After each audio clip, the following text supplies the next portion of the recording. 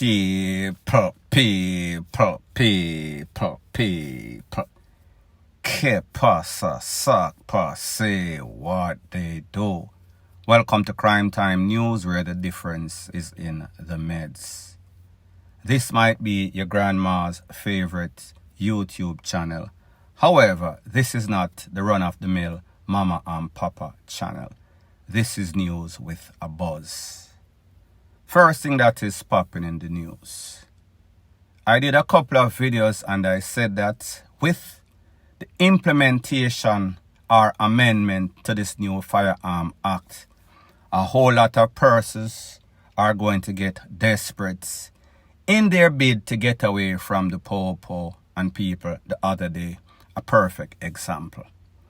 I am speaking about an incident that occurred in Arthur Square, where members of the JCF traffic enforcement team, they were conducting random checks, checking for people with all sorts of traffic infraction, no sorts of registration, no sorts of anything. They saw a vehicle, a TIDA. I don't know if when the TIDA driver saw the po him get bummy, him start swerve, him start all manner of evil. However, he did something wrong and the po decides, say, oh, that brother here looks so bummy. We need to give him a check and see what's up. It is said that when the po step out on the man press pedal to the metal, him step on the gas, nearly lick over the po, take for himself, jump out of the vehicle, run left the vehicle. When he ran left the vehicle, there was somebody else in the vehicle, a passenger in the passenger seat.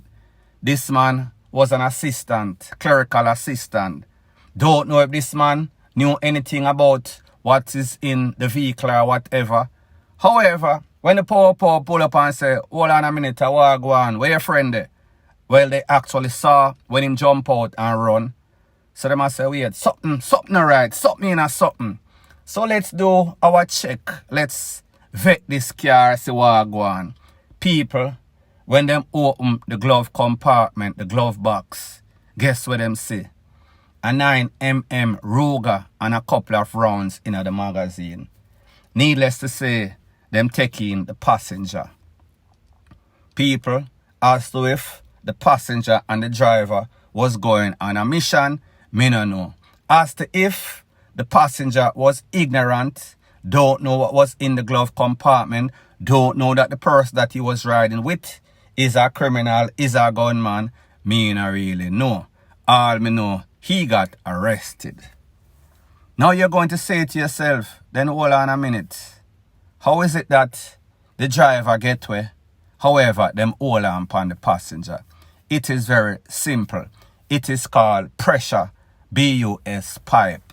That means if them hold on upon the passenger has to have some sort of idea who this person is, where this person live, where this person work. That person was not there to answer any of these questions. Now when you psychoanalyze the mind of this driver, you can only come to one conclusion. This man was running from that mandatory fresh 15, I call it. Meaning that if them hold you with any sorts of fire piece, any sorts of ammo, it is 15 years mandatory before you are eligible for parole. You can't get less than the 15. So therefore, this driver, acting on impulse as all criminals usually do, him said to himself, well, if me get that 15 me can't drive the car, me not go there out. Somebody go with me girl, me can't support my habit, me can't support my kids. So therefore, I am going to take a run. Me I go sprint, me I go splurt left this 15 on the car, because either way, DAMN if I do, DAMN if I don't. So therefore, he decided to take a chance. The only thing is that the only way he might get away is if this man just beg a drive, don't know him from Adams, which I doubt very much. If that car is stolen, the registration is not in his name, the tags and title is not tracing back to him. However, people, we know that Jamaica is small, but people can get away right in front of the po-po because a lot of times they don't even check. A lot of times, them pull over people and ask for a name. People just give them any sort of random name and them accept it. So this man decides, say, listen, me not take no check. Me not take that 15 years out, not right now. Them have to catch me. I am going to be on the run. So therefore, him try run over the po-po. He was lucky that the po-po did not wheel and pop off and blaze up one in his head. However, we know that the passenger was in the vehicle. We know that the possibilities are this clerical assistant, which he says is his profession, more than likely is going to talk who this man is, where he live, rate, lele, blue, blah, bling. Whatever is going to happen, that is yet to be determined. Point blank and period. Now the next thing that is popping in the news is an update about a story that I spoke about maybe about 24 hours ago. It is a man that lives in Florida. However, he came to Jamaica to try the hustle tip. His name is Robert Constantine Chin. Robert is short for Robert. People call him Bob. He is more affectionately known as Bob by his family. Bob is said to be a family member of MP for the PNP, MUGGL Phillips. MUGGL Phillips' father is a former PNP leader. You know exactly who me I talk about. So anyways, the other day at the Norman Manley International Airport, this man tried to board some sorts of plane. While he was getting his random check, the officers' customs saw anomalies. Something never looked right, something looked fishy. When them check a 12 bird, not Jamaican broiler birds, me I talk about lock, key, loves of the white stuff. Anyways, it is said that him run from the scene. They would hold him down the street. Him have diabetes. I guess he had a diabetic attack and him couldn't run too far. Me not really know. Anyway, he got locked up. He went to courts. He is defended by Peter Champagne, King's Counsel, top lawyer, Jamaica. He came out on $700,000 bail.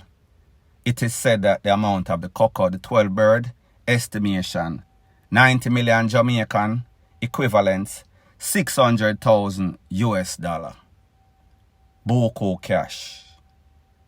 Now, when we run the check, it is said that this man is actually from Miramar.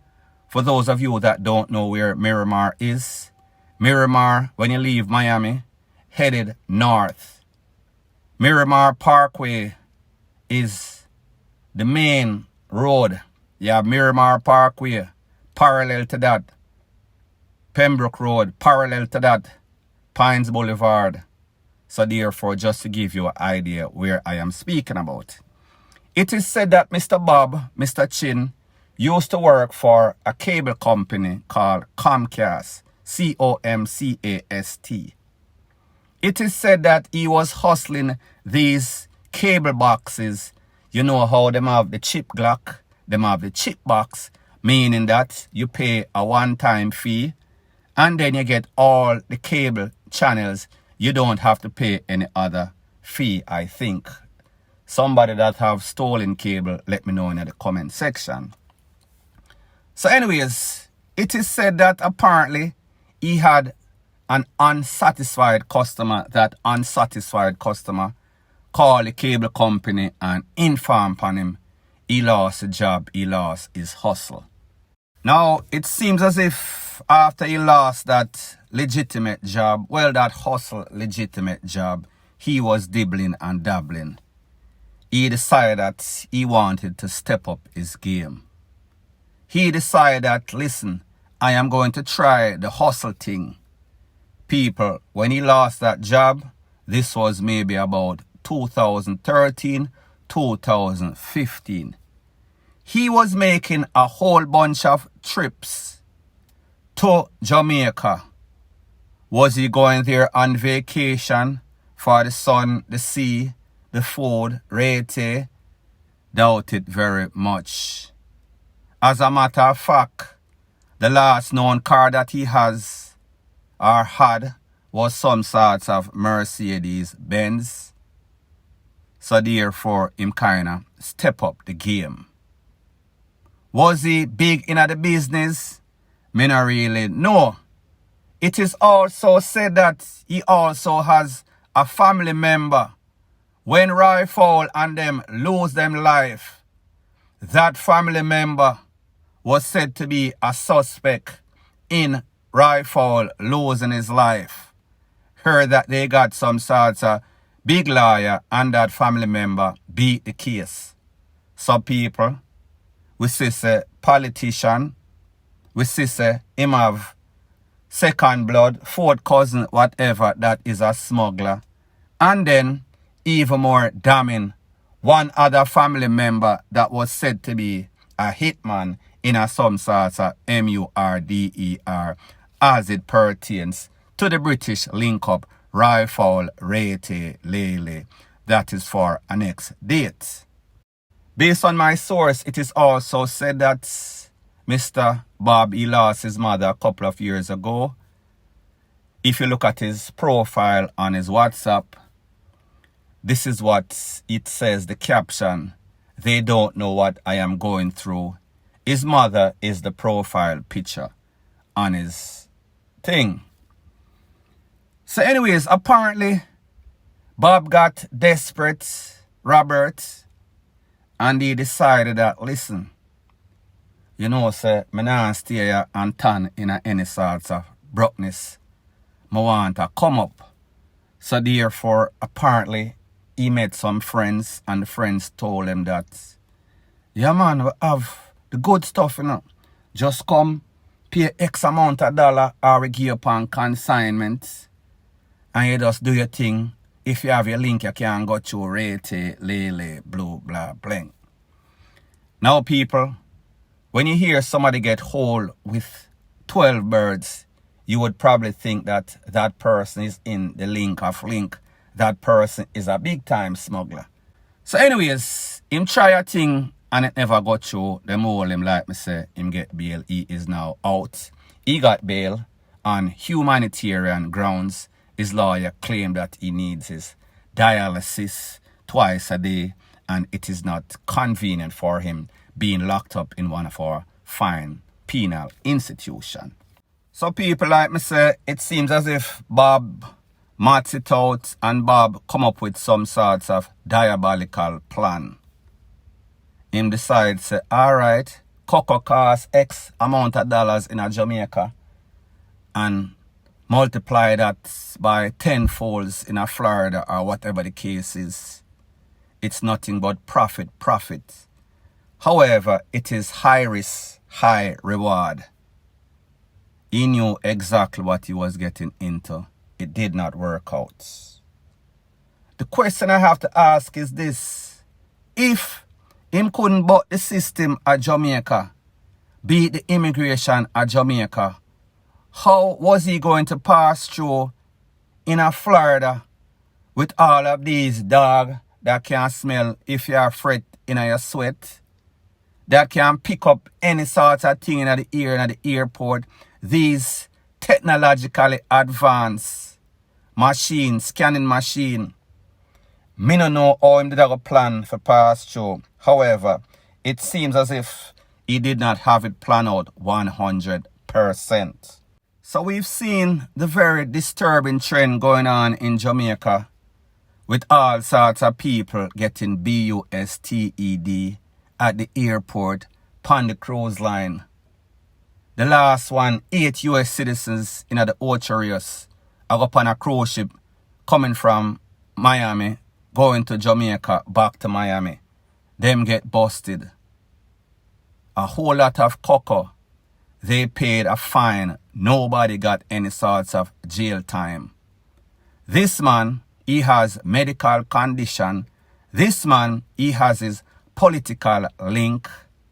So people, we can almost see what is going to be the outcome of this case before it even goes to trial, if it even gets to trial.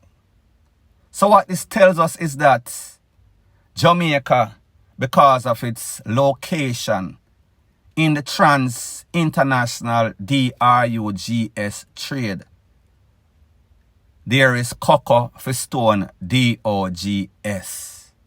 A whole lot of cocoa is here that these people are willing. Remember, smugglers, the cartel, they are some of the smartest, shrewd business people.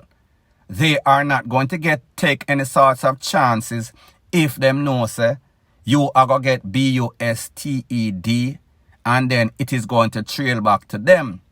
However, I guess there's some sorts of contractual agreement with all of these IDIOTS that are getting busted, trying to go through the airport, seaport, without any sorts of connection. People, that is a recipe for disaster. And Mr. Bob, along with those other 8 persons on that cruise ship, the very hard way. Now people, when we pre this man's situation, the fact that he was desperate and it led him to these kinds of deeds, we can only come to one conclusion, that with his medical condition, with the fact that he lost his mother and he is still traumatized over that, even though it has been a couple of years, with the fact that he is desperate, don't you see and don't you know that more than likely he is going to be calling names? Will there be a trickle-down effect? Does he even have to do that with his political connect? People, let me know what you think in the comment section. Point blank and period. Now the next thing that is popping in the news. You and I as Jamaican that see or witness what is going on a daily basis. We see that crime, we see that people losing their life on a rapid rate. However, when we listen to the relevant authority, meaning the JSF and the Commissioner of Popo, they make it seem as if we are having success. Success is relative to what you think or how you pray it. You would hear them say, we have a 50+% clear up rate. And people, if you get conviction for 50% of your crimes, that is pretty good in anywhere in the world. However, that is half truths. When we contextualize and put things into perspective, then we realize that the crimes that concern us most are not the crimes in which they are locking up people, convicting these people. These are some petty crime that also included in the 50%. So there is a group of people, scholars, that do survey, criminologists, experts. They have come up with a finding. It was a long, drawn-out stuff, so therefore, I am going to just give you the basic stuff, what they said, based on the findings for 2021 in the court system in Jamaica. Yes, it is true. The clear-up rate is over 50%. But these are the facts. 48%, 48.67% to be exact, is cases in which persons take a plea, them not fight the case. 17.03% is cases that are dismissed. Guilty verdicts, that means them take it to trial and them lose. 2.68%. Reasons for concern. Not guilty, people that take it to trial and them lose. And them beat it, 11.12%. So people, just to make sure we have clarity. Guilty, 2.68%. Not guilty, 11.12%. So therefore, 20% or less of those that take it to trial actually gets a guilty. 80% gets not guilty. Those are the reasons to be concerned. So therefore, the people them will play, them know say them guilty like sin. However, the people them will take it to trial, they stand a 4 out of 5 chance of beating it. 80% chance of beating it. So people, if you consider the guilty versus the not guilty, we see that the not guilty is overwhelming. That is reason for concern. Leave it right there, sir. Thanks once again for checking out my video. If you appreciate videos straight to the point, please show your appreciation by liking, commenting, sharing, and subscribing to my channel. That is how YouTube promotes videos like these to like-minded, sensible persons like yourself.